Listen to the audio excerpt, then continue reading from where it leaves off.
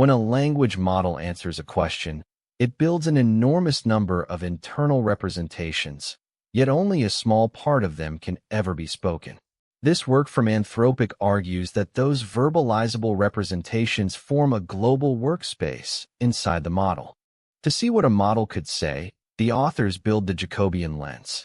They differentiate the final output with respect to one layer, average that over 1,000 prompts, and use the resulting linear map in place of every layer above, reading the activation as vocabulary scores.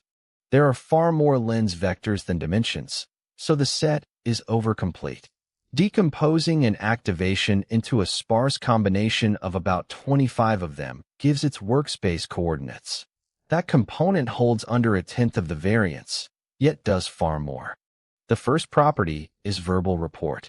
Ask the model to think of a sport. Before it says anything, the lens already reads soccer in the middle layers.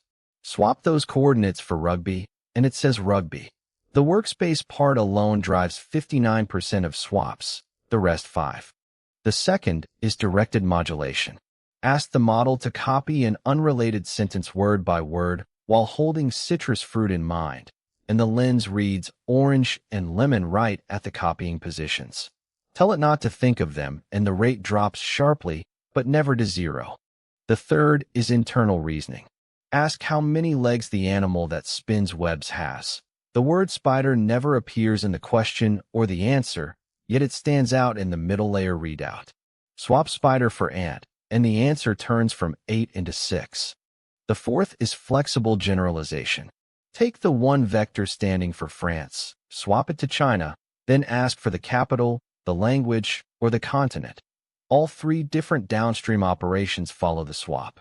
The workspace holds a concept, not a pre-computed answer. The fifth is selectivity. Take a Spanish passage and swap the vector for Spanish to French. Ask to continue. The model still writes fluent Spanish, and it still spots a foreign intrusion. But ask it to name the language, and the answer follows the swap. The workspace has a clear structure. It works only in the middle third of the layers, and only about 10 to 25 concepts are active at once. Suppress it, and shallow tasks like classification and sentiment barely change, while multi-hop reasoning drops to near 0. 2 more signatures look brain-like.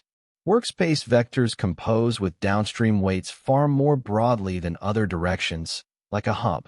And on an ambiguous input, the model commits sharply to one reading right where the workspace begins, much like neural ignition.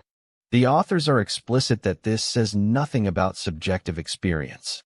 But functionally, a limited set of representations that can be reported, directed, and broadcast to many downstream operations does exist inside the model. That makes the lens an auditing tool,